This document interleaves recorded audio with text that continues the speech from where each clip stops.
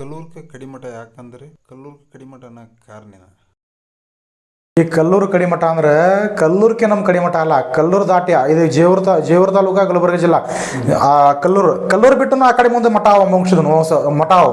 ಕಲ್ಲೂರ್ಕೆ ಯಾಕೆ ಕಡಿಮಠ ಅಂದ್ರೆ ಅದಕ್ಕೊಂದು ಇತಿಹಾಸ ಬೇರೆನೇ ಇದೆ. ಈಗ ಅಮೋಕ್ಷದ 3 ಮಂದಿ ಪುಣ್ಯದ ಮಕ್ಕಳು ಎಲ್ಲಪ್ಪ ಅಂದ್ರೆ ಮಾಶದಪ್ಪನ 7 ಮಠ, ಮಂಗರಾಯನ 3 ಮಠ, ಮಲ್ಕಾಶನ 2 ಮಠ. ಈಗ 4 ಮಂದಿ ಸತ್ಯ ಧರ್ಮರದು ಒಂದೇ ಮಠ ಇವರಿಗೆ. ಐದು 21 ಮಂದಿದು 21 ಮಠ. ಈಗ 101 ಮಂದಿದು ಅದು 101 ಮಠ ಆಗ್ಬೇಕಾಗಿತ್ತು. ಅದ್ರಾಗ ಅರಕೇರಿ ಬ್ರಹ್ಮ ಒಡೆಯನ ಮಗ ಮಲ್ಲ ಒಡೆಯ ಒಂದ್ ಸ್ವಲ್ಪ ಕಲ್ಲೂರು ಮಲ್ಲ ಒಡೆಯ ಒಂದ್ ಸ್ವಲ್ಪ ಬುದ್ಧಿ ಮಂದಿದ್ದಾಕರ ಅಮೋಕ್ಷದ ವಿಚಾರ ಮಾಡಿದ. ಈಗ ಇವ ಅರಕೆರೆಗೆ ಇರಲಿ, ಈಗ 100 ಮಂದಿದು ಮಠ ಸ್ಥಾಪನೆ ಆಗಲಿ, 100 ಮಂದಿಗೆ ಪಾಲ್ ಮಾಡಿಕೊಡು, 100 ಮಂದಿಗೆ ಮಠ ಸ್ಥಾಪನೆ ಮಾಡ್ಲಾಕ ಹಚ್ಚುನ ಅಂತ ಹೇಳಿ ಅಮೋಕ್ಷದ ಹೇಳಿದಾಕರ ಇಲ್ಲಿ ಗುಡ್ಡದ ಮ್ಯಾಗ 101 ಮಂದಿಗೆ ಊಟಕ್ಕೆ ಕರೆದಾಕರ ತಂಬದ ನೆಲಮಳಿಸಿದ್ದ.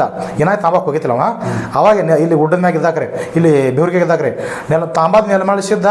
ಅವನಿಗೆ ಕಲ್ಲೂರು ಮಲ್ಲ ಒಡೆಯಾಗ ಪಂಕ್ತಿ ಅಂತ ತಾಟ ಕಸ್ಕೊಂಡು ಅಮ್ಮಗಳ ರೂಪ ನೋಡೋಕೇಶಂದು ಅವನಿಗೆ ಎಬಸ್ ಚಾಚಿ ಕೊಟ್ಟಾಕ್ರ ಕಲ್ಲೂರು ಮಲ್ಲ ಒಡೆಯ ಏನು ಮಾಡ್ದ, ಮನಸ್ಸಿಗೆ ಪೆಟ್ಟಾಗಿ ದುಃಖ ಹಾಕೇಶಂದು ಮುತ್ತನ ಕಡೆ ಹೇಳ್ಕೊತ ಹೋದ.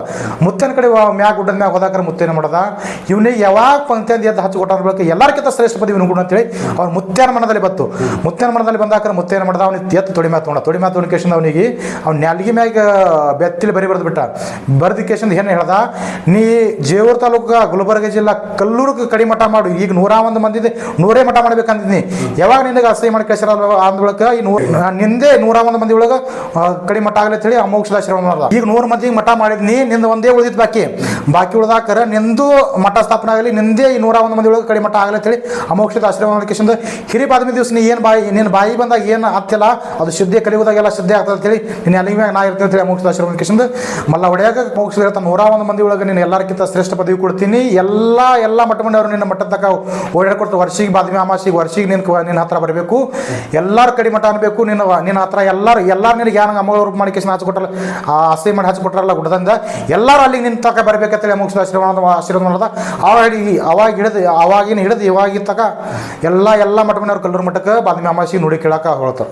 101 ಮಂದಿ ಒಳಗೆ ಅವ ಜರ ಬುದ್ಧಿ ಮಂದಿದ ಅವನು ಅದ್ರ ಸಂಬಂಧ ಅವನಿಗೆ ಅರಕೆರೆಗಿರೋದು ಮಠ ಮಾಡೋದು ಬೇಡ, ಅವ ಅರಕೆರೆಗಿರತ್ತೇಳಿ ಅಮೋಕ್ಷದ 100 ಮಂದಿ ಮಠ ಮಾಡ್ಲಿ ಅಂತೇಳಿ ಠರಾಸಿದ. ಯಾವಾಗ ಆಸೆ ಮಾಡೋಣ ಅವನಿಗೆ ಅಮೋಕ್ಷದ ಆಶೀರ್ವಾದ ಮಾಡಿಕೇಶಂದ 101 ಮಂದಿ ಒಳಗೆ ನಿಂದೇ ಕಡಿಮಠ ಆಗಲಿ ಅಂತೇಳಿ ಆಶೀರ್ವಾದ ಮಾಡ್ದ.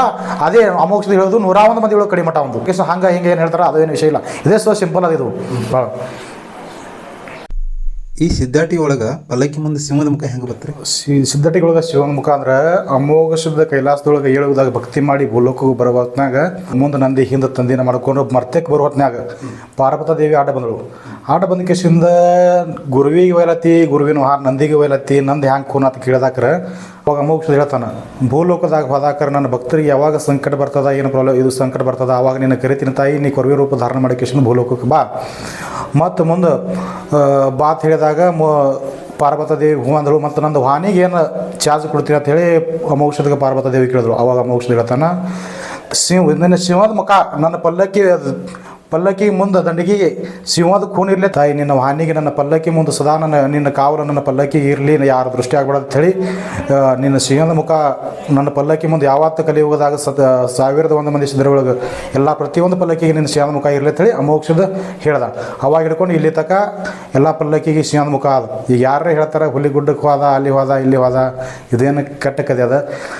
ಅಮೋಕ್ಷದಾಗ ಮೂಲಸ್ಥ ಸಿಂಹದ ಮುಖ ಬರೋದೇ ಕೈಲಾಸದಿಂದ ಪಾರ್ವತ ದೇವಿ ಕಡೆಯಿಂದೇ ಬಂದೈತೆ. ಅದು ಪಾರ್ವತ ದೇವಿ ವಾಹನ ಅಲ್ಲಿ ಹಿಡ್ಕೊಂಡು ಇಲ್ಲಿ ತನಕ ಸಿಂಹದ ಮುಖ ಎಲ್ಲ ಪಲ್ಲಕ್ಕಿಗೆ ಐತೆ.